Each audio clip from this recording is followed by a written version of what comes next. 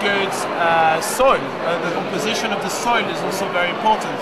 So we use technologies such as satellite mapping to understand the soil composition and the warmth of the different soils. So then we can decide on which plants and which vines we're going to plant on certain locations. And then obviously it takes a lot of hard work in the vineyard to just, we actually as a winery we have more people on the ground in the vineyard than in any department within the company. It's how important we take the fruits that we're working with. So we take a lot of care and attention into producing quality fruits, which making wine is a bit like cooking. You need to have good ingredients to make good wine. So we think that's our philosophy. Just concentrate on producing good fruit first and foremost.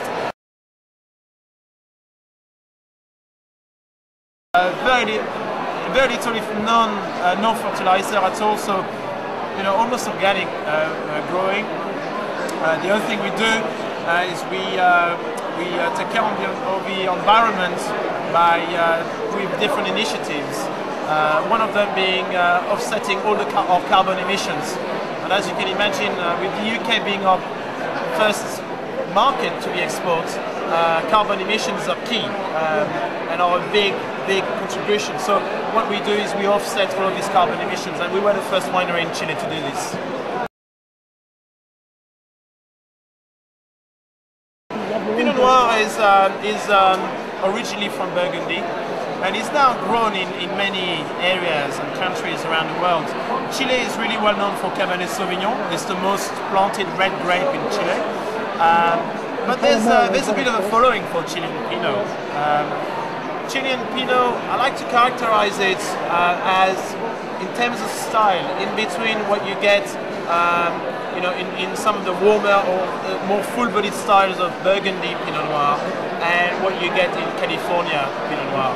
It's got a little bit of that red fruit approachability of what you get in the New World in California, and a little bit of that old work characteristic that you get in Burgundy. And if you give it a sniff now, you get a little bit of that savoury character that you can get from some a good Pinot from Burgundy. But you get a lot of fruit as well, which is so typical of more New World.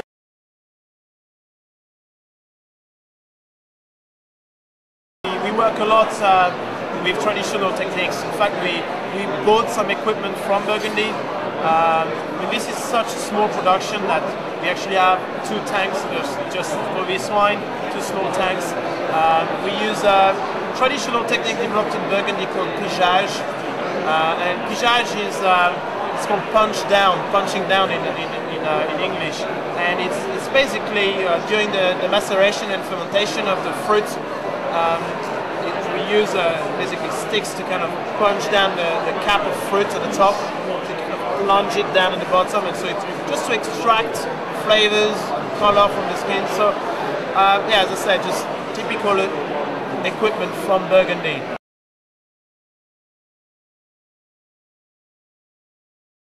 The barrels are also coming from Burgundy, but what we do is we use oak from different coopers.